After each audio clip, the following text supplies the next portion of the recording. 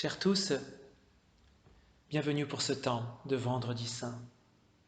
Un temps que je voudrais tout de suite placer sous le regard de Dieu. Prions ensemble. Dieu notre Père, nous voici comme les disciples assemblés pour écouter. Par ton Saint-Esprit, éveille notre intelligence et notre cœur afin que nous puissions recevoir la bonne nouvelle de ton amour. Oui, parle-nous Seigneur. Amen.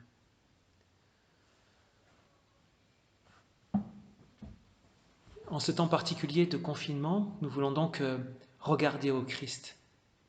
Et pour ce faire, je vous invite à la lecture de quelques extraits de ce livre de Daniel Bourguet, Le silence de Dieu pendant la Passion. Daniel Bourguet est un pasteur, il est professeur de théologie, et il passe aussi du temps, longtemps, à méditer, à prier autour de la parole. Et c'est bienvenu pour nous, parce que ces méditations, sont regroupées dans des livres. L'auteur note le silence de Dieu pendant la Passion. Et dans son introduction, voici ce qu'il dit. Au premier abord, ce silence du Père pendant la Passion a de quoi nous troubler et même nous choquer, car il pourrait ressembler au silence d'un absent. Cependant, il est bon de ne pas nous arrêter sur cette première impression, car en le considérant d'un peu plus près, en l'approchant dans la prière, ce silence se révèle être d'une extrême richesse, d'une surprenante beauté, d'une telle profondeur humble d'amour qu'il en est bouleversant, au point de nous plonger nous-mêmes dans le silence de la contemplation et de l'adoration. Silence, certes, de Dieu, mais présence.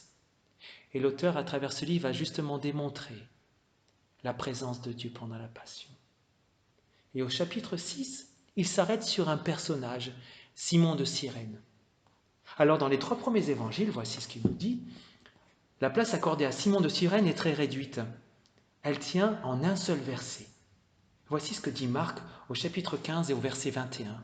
Ce sera le verset de notre méditation d'aujourd'hui. Les soldats, réquisitionnèrent un passant, un certain Simon de Cyrène venant des champs. C'est le père d'Alexandre et de Rufus. Il est réquisitionné pour qu'il porte la croix du Christ. Un seul verset. Pour Marc, nous dit l'auteur, tout le parcours du Golgotha s'est déroulé dans un parfait silence. Je dirais même dans un silence d'une extrême densité. Depuis le prétoire jusqu'au Golgotha, le silence est absolu. Pourtant, il y a du monde. Les gens présents lors du procès vont en effet se retrouver au Golgotha. Eux aussi ont donc fait le chemin, mais sans rien dire, sans ouvrir la bouche. Il est parfois des scènes d'une telle gravité qu'elle impose le silence à tous les témoins. C'est en tout cas ce que Marc souligne dans la concision d'un seul verset. Un simple verset rempli d'un silence d'une extrême profondeur et densité. Mais l'auteur note la pluralité de silences. Il y a le silence des soldats.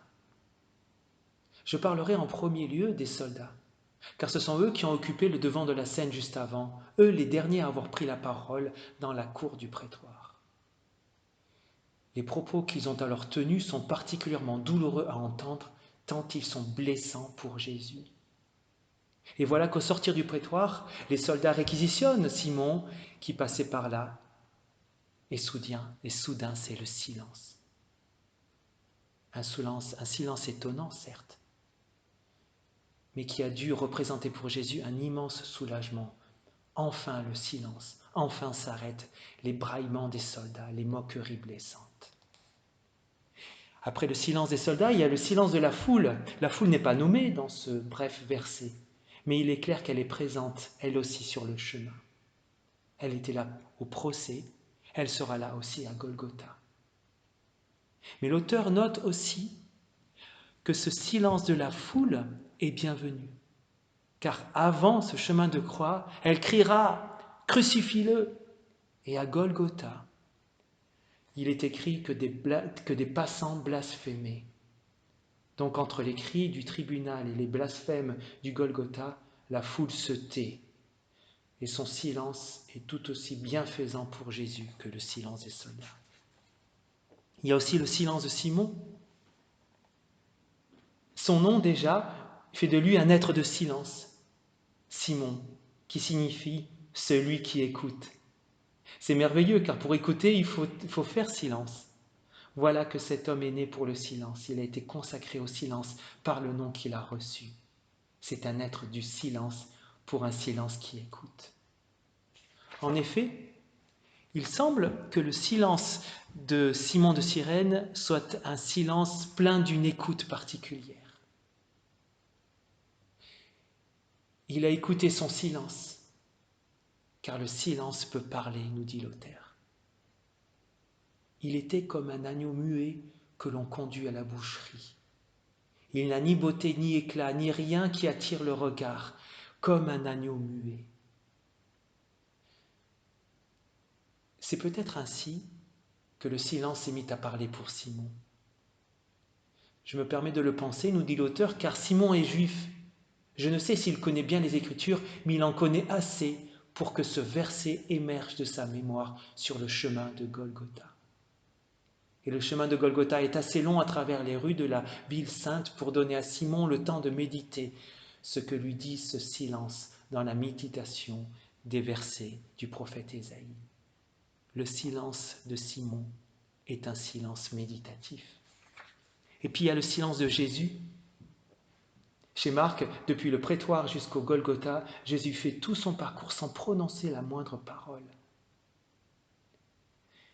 Et il est bon aussi d'observer qu'avant la rencontre avec Simon, Jésus était déjà dans le silence. Devant les soldats, dans la cour du prétoire, Jésus se tait. Devant le tribunal romain, Jésus ne répondra qu'à une seule question. Es-tu le roi des Juifs? Puis il se taira. D'ailleurs, Pilate sera étonné. Ne réponds-tu rien? Et devant le Sanhédrin, il en est de même.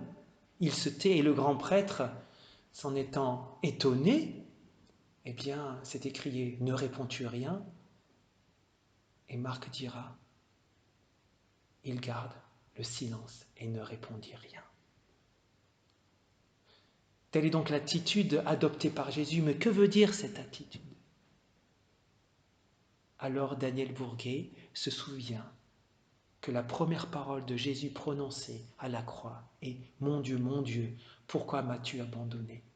Et cette parole est une prière. Alors Daniel Bourguet pense ceci. Tout au long de ce chemin, Jésus prépare cette prière. Il est déjà en prière sur le chemin vers Golgotha. Et puis il y a le silence du Père, objet de ce livre. À Gethsémanée, le Père n'a rien dit. Il a envoyé un ange silencieux qui a fortifié Jésus. Et la force alors reçue, la force humble donnée par le Père, suffira-t-elle pour aider le Christ à traverser la mort? Cette question taraude l'auteur. Alors, il demande au Saint-Esprit de l'éclairer. Ô Saint-Esprit, viens dans ta grâce ouvrir les Écritures. Viens ouvrir mon cœur. Alors reprenant une fois encore ce petit verset de Marc consacré à Simon, mon attention a été attirée par une expression. Simon, le père d'Alexandre et de Rufus. J'ai longtemps cherché pourquoi Marc nous donnait cette information. Ben oui, Alexandre et Rufus n'apparaîtront plus jamais dans le Nouveau Testament. Et l'auteur note ceci, tout s'est éclairé parce que c'est absolument unique dans la Bible de présenter ainsi un homme. D'habitude, pour donner l'identité d'un homme, on le présente par rapport à son père. Ainsi, Jacques, fils de Zébédée, Judas, fils de Simon, Bartimée, fils de Timée. Et voici donc de manière tout à fait exceptionnelle dans la Bible, il en va autrement. Marc présente Simon non pas comme le fils d'eux, mais comme le père d'eux. Pourquoi donc cette exception? Et dans un paragraphe intitulé « La présence du Père », voici ce qu'il répond. Ce que Marc nous suggère ici, c'est que l'homme qui est en train de porter la croix du Christ est un père et qu'il a pour se condamner une attention de père, un cœur de père, une compassion de père. Voici la présence cachée du Père du Christ, à travers le Père d'Alexandre et de Rufus. Voici sa découverte extraordinaire. Quel infini mystère! Ce mystère est invisible à nos propres yeux, qui ne voient que Simon et Jésus. Ce mystère invisible est dans ce si grand silence que je comprends pourquoi, maintenant que je comprends pourquoi les soldats, la foule ont adopté ce silence-là. Ils ont pressenti sans comprendre la présence d'un autre, le Père. Mais pour appuyer encore cette découverte, l'auteur se souvient que Jésus a dit quelque chose d'important. L'indicible présence du Père nous a été aussi signifiée par une parole du Christ, placée au seuil de la passion pour éclairer et appuyer l'ensemble. Voici ce que dit Jésus dans Jean 16 au verset 32. « Je ne suis pas seul, le Père est avec moi. » Je crois que cette parole de Jésus est à comprendre comme l'affirmation de la présence constante du Père tout au long de la passion, y compris quand Jésus porte la croix. Et donc ce chapitre se termine ainsi. Tu sais, ami lecteur, dans ce seul petit verset de l'évangile de Marc est contenu un insondable mystère. Quand nous contemplons cette scène, au-delà de Simon, eh bien, nous voyons le Père et le Fils en silence marcher tous les deux vers la croix. Quel infini mystère d'humble amour! Oui, le Père et le Fils marchent tous deux ensemble, pas à pas vers le Golgotha, et nous entraînent derrière eux dans le sillage de leur silence. Ce jour-là, les soldats, la foule, les larrons, les femmes, Simon, tous ont fait silence. Aujourd'hui, le ciel et la terre se prosternent et font silence. Puissons-nous rejoindre, comme nous l'invite ce verset, puissions-nous rejoindre ce silence avec plein d'adoration.